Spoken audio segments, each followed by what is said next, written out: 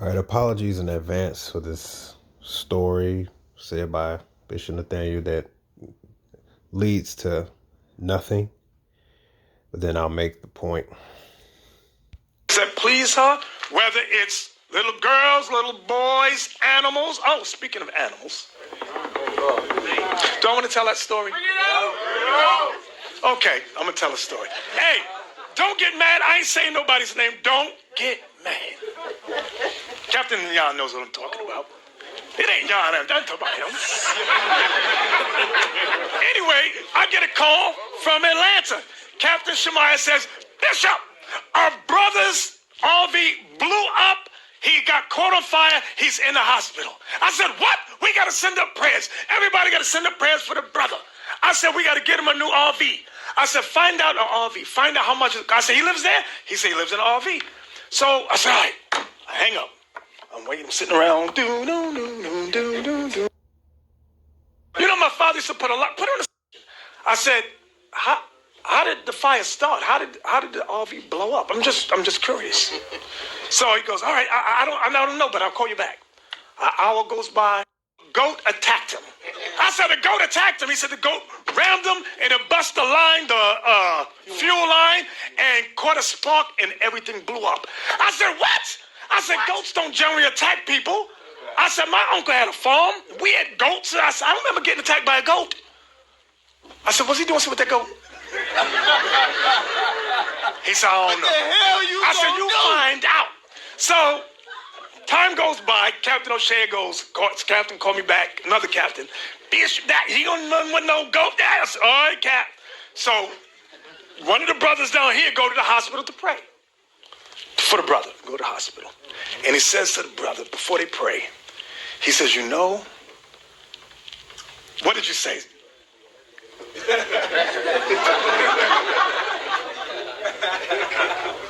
Bishop.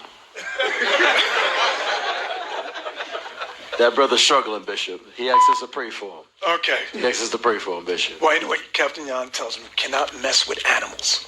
And the brother says, yeah, I shouldn't mess with animals. What? So I'm like, when he tells me, I'm like, what the hell? I said, that's, what do they call that? You ain't saying you yeah. I ain't saying I'm guilty.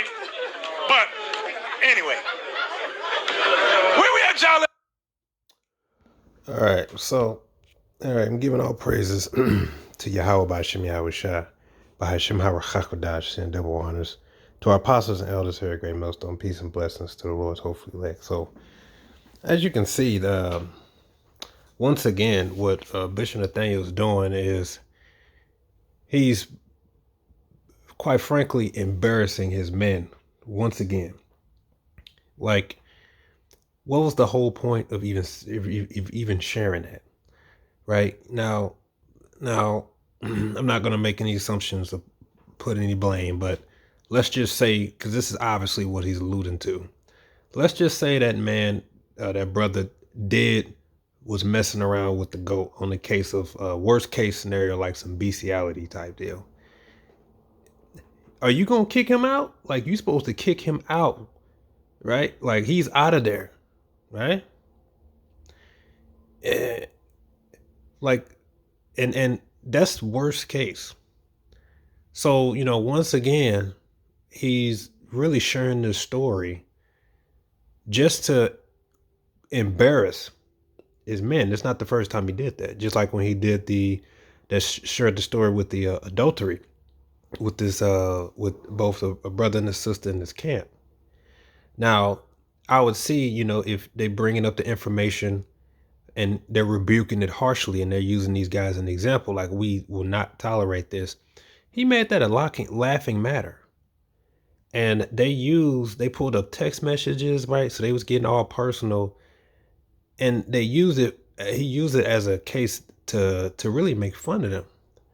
Now, adultery is a serious case. Now, somebody could have got hurt behind that. And truth be told, you shouldn't even air that out, unless you plan on making a firm example, a stern example, shall I say, and say, look, for you brothers and sisters who's doing this, and we find out, we gonna call you out. You're gone, period. You know what I mean? He used that as a case to make fun of them. He humors that, and that's nothing to laugh at. And even though those two were guilty of adultery, you're still, you could say, embarrassing them for the sake of embarrassing them because you didn't make an example.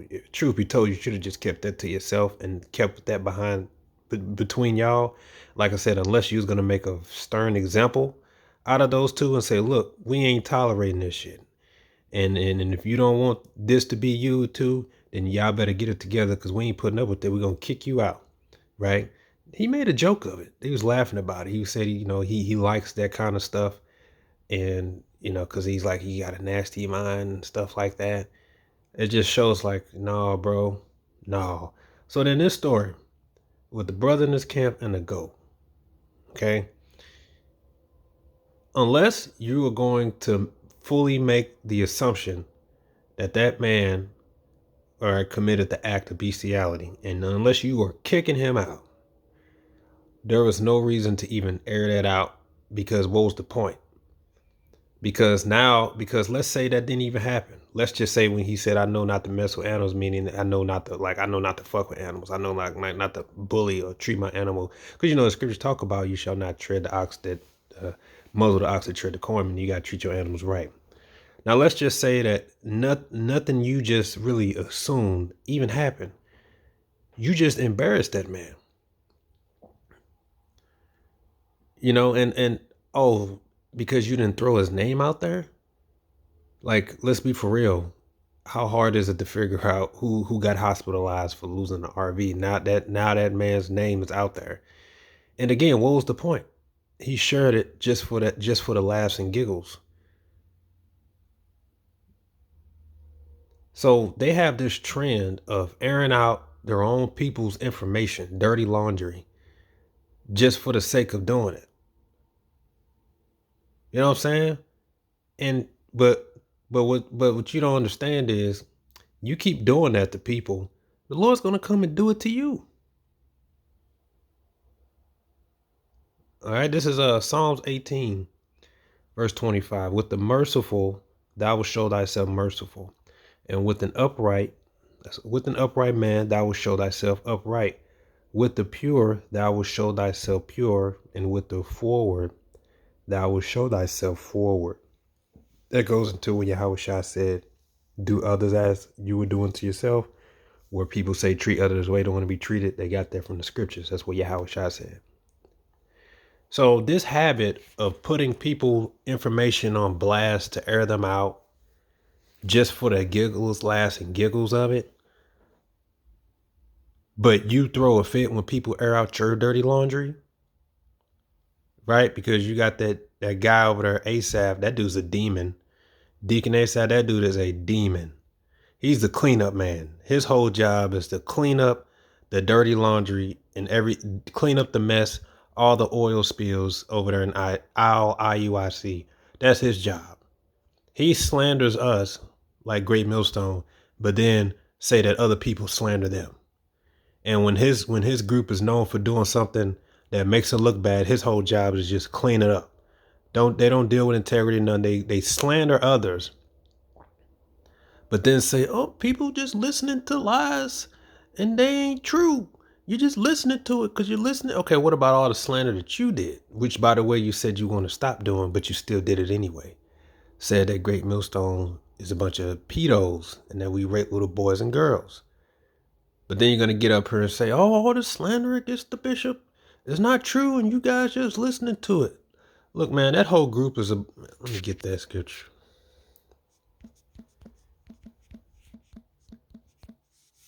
Proverbs 29:12. If a ruler hearken to lies, all his servants are wicked. Just like it tells you in the book of Sirach. As the judge, so are his men under them. These dudes ain't no different than the damn Edomites.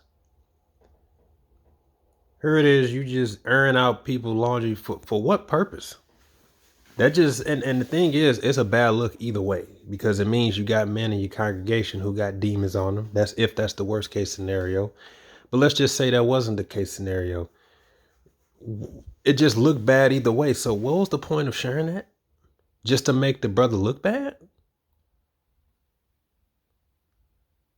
But when people air out your laundry, the things that you actually did or do, like you got that story with of sharing a picture of another man's penis. See, stuff like that you want to try to bury, right? You claim people are slandering you and lying on you when they bring out things that you actually did, or like the case with the being back when you was a police officer and the two men that lost 11 months of their lives behind the cell over a poor investigation with your name on it as one of the arresting officers. See, you try to run from that, you try to bury that, right?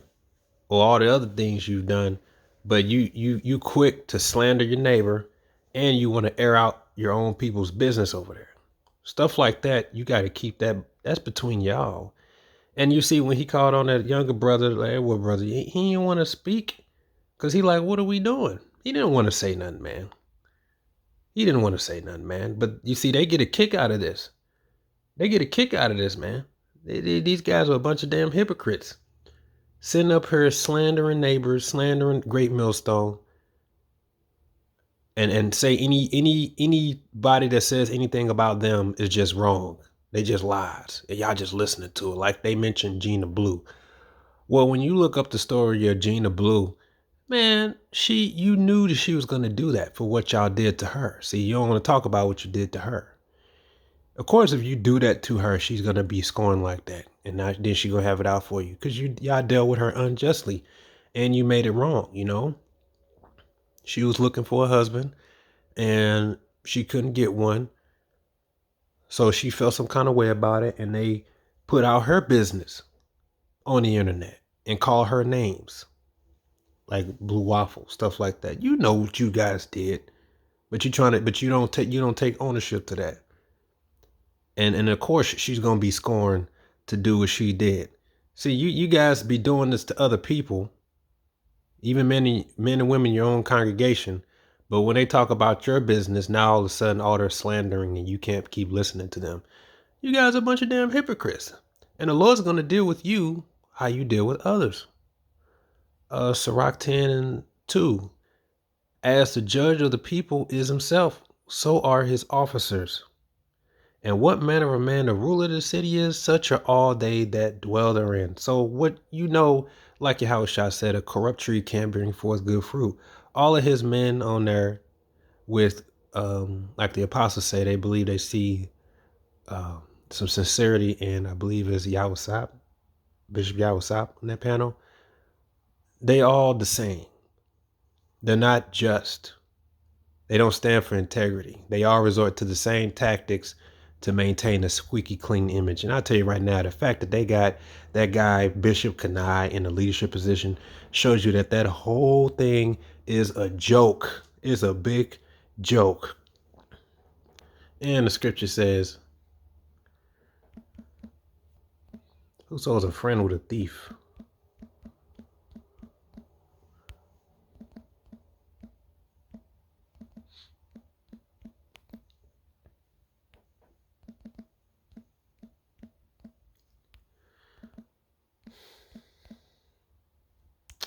Okay.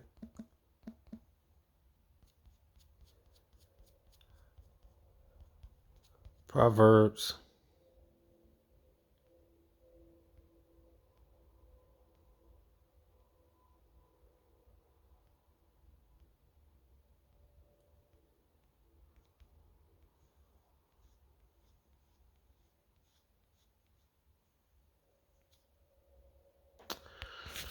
Okay.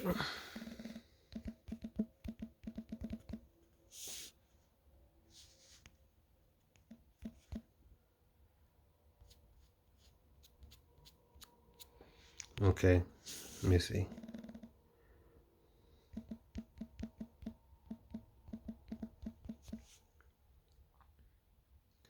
Okay, partner. Okay, Proverbs 29:24. Whoso is a partner with a thief hateth his own soul. He heareth cursing and bewrayeth not. So come on, I'm gonna read this because part of his probably justification was telling the story. What was the reason for that? Just to make fun of the man? Unless you trying to hint that this dude is up to something, and unless you kicking him out, man, why did you even? What's the point of even sharing that? But you see, that's that. These guys are a bunch of bullies. You don't know what that can do to somebody, man. The scripture talk about betraying someone's trust like that. You don't know how he may feel. He may look at you completely different now. Like, well, dang, man. Because let's say that wasn't the case. You just put that suspicion in everybody's mind now. And you think that man, that stuff, that's not cool. But they believe that they're above the law, and but when the Lord comes and starts exposing their dirty laundry and airing out their business, then this damage control, and then this don't listen to the lies. They just hate us. If you really follow us, don't listen. The Lord's gonna treat you the same way you treat your men over there. Now, let's just say he he probably thought like, oh, I'm gonna say this, but hey, yeah, let's give him a brand new RV. Let's go pray. Let's give him the brand new RV, trying to make it seem like you're doing something good. Well, Sirach 18 and 15 says, my son, blemish not thy good deeds, neither use uncomfortable words when thou givest anything. So you don't want to do that. So don't be like, well, look, brother, we got you a new RV. Aren't you happy we paid for your new RV? Yeah, but you blemished it by your uncomfortable words. So if you're going to do a good thing or a good gift, you just do it. Because you can make him feel regret that he accepted anything from you. You see what I'm saying? Because let's just say if that was me, right? And I know for a fact I ain't doing nothing with no damn goat. And the damn thing happened to me, right?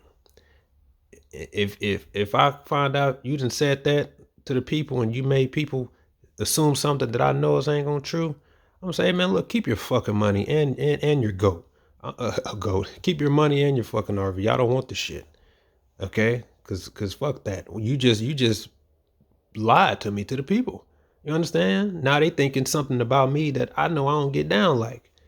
You see? But it's all right, because the way you be doing your man over there, the Lord gonna come and do you the same way. You guys ain't no different from the damn Edomites, man. In all ways, man. All way, shape, or form. Matthew 23, the Lord cursing y'all ass the fuck out. He's cursing y'all out. Y'all never go to that chapter. Why don't y'all ever go to Matthew chapter 23? Talk about some of the things the wicked scribes and Pharisees do. And let's see who that applies to. Who can you apply that to? You afraid of that verse. You afraid of that chapter because you know the deal. How shall wasn't playing with you guys, man. And you don't think the Lord gonna come and deal with you accordingly? Oh, he's coming, and he's coming to air out all your dirty laundry. You guys care so much about your image, he's gonna come and he's gonna bring your image down by just telling the truth. Ain't nobody gotta slander you. Just gonna tell the truth. This is Psalms 109.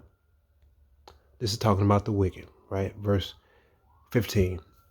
Let them be before the Lord Yahweh continually, that he may cut off the memory of them from the earth, because that he remembered not to show mercy, but persecuted the poor and needy man, that he might even slay the broken heart. As he loveth cursing, so let it come unto him. As he delighteth not in blessing, so let it be far from him. As he clothed himself with cursing, like as with a garment, so let it come into his bowels like water, and like oil unto his bones. Let it be unto him as the garment which covereth him, and for the girdle with which he girdeth continually. So, as King David was praying, don't talking about the wicked, especially these Edomites. Lord, as he says, he that show no mercy you shall have judgment without mercy, for you have shown no mercy. Talking about these damn Edomites, and just the wicked in general. Esau's gonna get the exact same treatment, especially in the kingdom, double for everything that he treated us. The same way he treated us, we're gonna treat him the same way, because that's how he lives. That's his motto. Okay, he's above what he believes, above the law of the Lord. And it also goes to wicked Israelites too. That's why Yahweh Shai said, do unto others as you would do unto yourselves. So don't think that he won't deal with you the same way you dealing with your man over there, because that's twice now you done aired out and put text messages up and showing people getting in their business and things like that just for the laughs and giggles. Okay, so when the Lord starts to bring you hypocrites down, you're gonna watch as other people laugh and giggle at your dirty laundry. Showing text messages and stuff like that. Yeah, okay. Let you find out one of your men is probably texting your wife. Okay, you're gonna want to have his head on the platter if possible. But when it's dealing with other men, you treat it as a joke. Yeah, okay, okay. You know, you should learn to keep that stuff to yourself. This guy can't hold water, and the scriptures talk about that. Anyway, with that, shalom.